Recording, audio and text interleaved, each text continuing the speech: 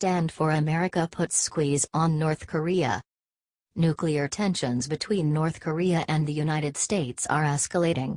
North Korea threatened to launch a missile attack against Guam, an island territory in the Western Pacific that belongs to the USA. As a response to this threat, the U.S. President Donald Trump said that North Korea will meet fire and fury if they continue threatening our country. The whole world is watching this ongoing feud and everyone is waiting to see the next moves of both countries. If North Korea launches a missile attack, the United States will not sit and wait to see what happens next. Our country is more than ready to defend itself, even if that means the conflict may end up in war. Some countries are standing with America against North Korea and their leader Kim Jong-un. Among those is Australia. Their Prime Minister Malcolm Turnbull announced that if North Korea attacks the U.S. mainland or its territories, Australia will instantly join the conflict. Breitbart reports, America remains by its partners, including Australia obviously, and we remain by the United States, Mr. Turnbull told nearby radio station 3A on Friday morning. So be sure about that. On the off chance that there's an assault on the U.S., the ANZUS Treaty would be conjured and Australia would go to the guide of the United States, as America would go to our guide in the event that we were assaulted. The Australia, New Zealand, United States Security Treaty, also known as the ANZUS Treaty, ties the U.S., Australia and New Zealand together in a pact to cooperate on military issues in the Pacific Ocean area. If any of these three countries face an attack, each country will meet the common threat. Turnbull also said that he talked about North Korea's action with the Vice President of the United States Mike Pence. According to Turnbull, it's the worst flashpoint on the planet today. He also added that the terms of the Australia-US Union are clear.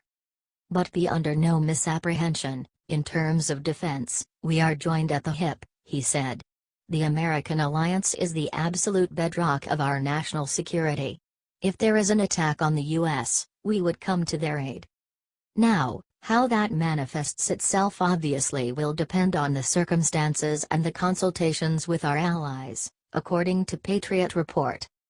If North Korea attacks our country or any territory of ours, they will meet fire and fury, as President Trump said. We have our allies like Australia and New Zealand to defend us as well. Hopefully, more countries will follow their examples.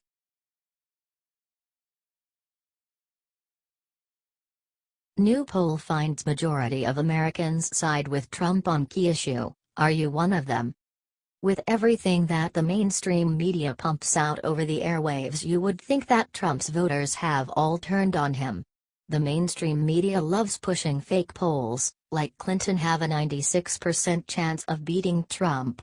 Well, this isn't true. It would seem that the majority of Americans do not see Trump's common-sense travel ban as a Muslim ban. According to the poll, 56% of the registered voters view the order as a terrorist hotspot restriction, while 37% said it is more likely Muslim ban. Advertisement. Although over half of those polled don't think the move was not an attempt to discriminate based on religion, a majority of the country disapproves of the executive order. The fact is, terrorists are killing us and we must stop them as much as possible. The Washington Examiner reported that 46% of Americans supported Trump's immigration order issued on January 27. Advertisement. The Anderson Robbins Research and Shaw and Company Research lead a poll of 1,013 registered voters across the country, and they conducted interviews via landline and cell phone. Moreover, the majority always sided with Trump, true patriotic Americans. President Trump is just getting started and he already has people siding with him. If only liberals left him to do his job. It shows for a fact that the fake news media is a bunch of liars. He works his hardest to make America great again. It is truly despicable the way that the media finds it appropriate to bash our president constantly. Yes, freedom of speech is there, but why can't we respect the leader of our nation?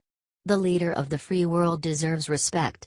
If someone disagrees with you, It doesn't mean that you insult and attack them.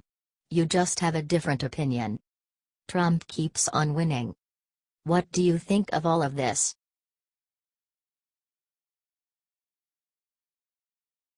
Trump's lawyer Jay Sekulow finally gets to bottom of Lynch-Clinton tarmac meeting.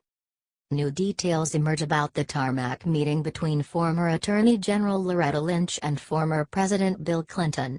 The meeting took place in Phoenix in June 2016, right before Department of Justice was about to decide if former Secretary of State Hillary Clinton revealed classified information when she used her private email account. Insider Fox News reports, due to a Freedom of Information Act request from the American Center for Law and Justice, ACLJ, the DOJ released 413 pages of documents related to the June 27, 2016 meeting. According to the documents, reporters didn't want to cover the meeting and Lynch didn't use her real name for official DOJ emails, even those regarding the meeting. According to Trump's lawyer Jay Sekulow, the documents reveal the emails between the FBI and the DOJ, and the DOJ and the White House, related to the meeting. Insider Fox News reports, "We do know that this reached the FBI, the Department of Justice. At the Department of Justice, went as high as the Attorney General. At the FBI, at least to the Chief of Staff too, then FBI Director, James Comey," Sekulow said. "And we now have an email that goes from the Department of Justice to the White House, to the press secretary there." One of the people in the emails was revealed. Her name is Paige Herwig, who was a counselor to Lynch at the time. Herwig now is the attorney for the Democrats in the Senate Judiciary Committee, which is investigating Lynch. Insider Fox News reports, Sekulow also noted that the documents are heavily redacted, including an email of talking points to be used in response to media inquiries about the meeting. Sekulow is hoping to get the unredacted documents when he goes back to court because the documents were never supposed to be redacted. He is getting to the bottom of this controversial meeting. Watch more here.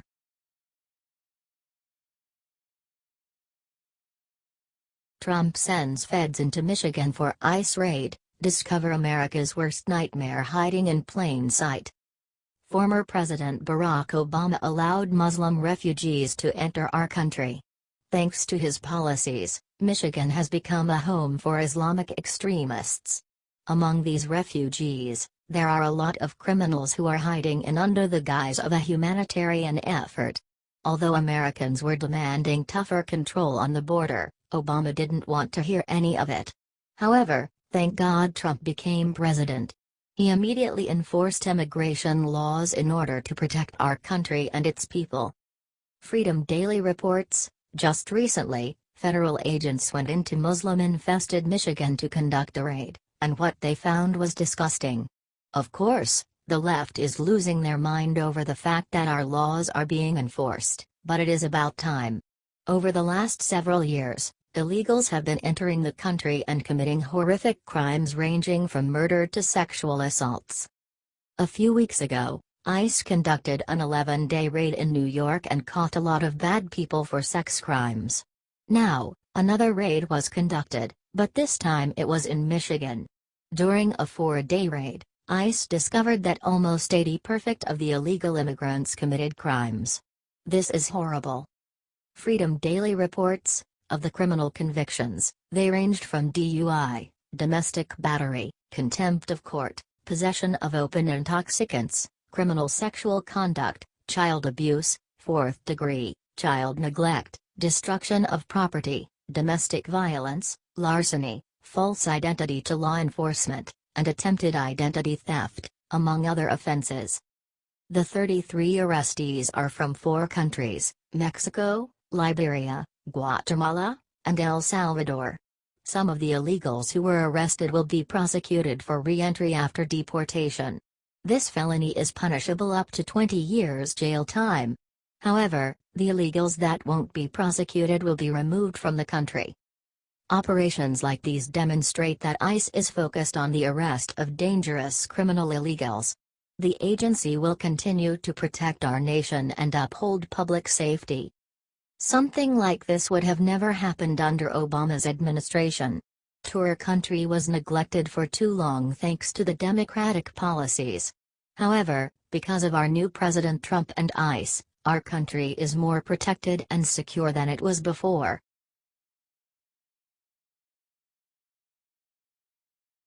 Air Force General accurately predicts how long it would take to wipe North Korea off map.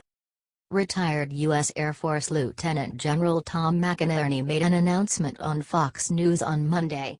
He said that if the North Korean regime decided to launch a nuclear attack on the U.S. or South Korea, the despotic regime would only about 15 minutes to enjoy it because then the country would no longer exist. If he gets our full nuclear retaliatory capability, within minutes after one round going into Seoul, there will be nothing left, McInerney told Fox's Liz Clement on Countdown to the Closing Bell. Advertisement. If you go to Airborne Alert, we used to call it Chrome Dome, with nuclear weapons, and then we start building up our other forces, etc., he will not last 15 minutes, McInerney said. The U.S. Air Force has control of all ICBMs in the U.S. arsenal. They are all prepped and ready to go at all times. As are the nuclear bombers. There are bombers that run a rotation in Guam, but the regular duty station for the nuclear bombers is Minot, North Dakota and Barksdale, Louisiana. The Washington Post announced on Tuesday that U.S. intelligence reports on the progress of North Korea's nuclear program had believed that the regime is now miniaturizing the nuclear bombs. They believe that the nation now has around 60 nuclear devices. Advertisement. McInerney gave his solution to the impending danger from North Korea. I would form a political area treaty organization, similar to NATO, he told Clement. I would have South Korea, Japan, Australia, New Zealand, Philippines, Thailand, and other countries out there form a bulwark, not only against North Korean expansion but at Chinese expansion.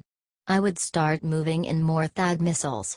I would put our nuclear retaliatory capability on ground alert. I would start increasing our naval and air forces in the region. What do you think of this?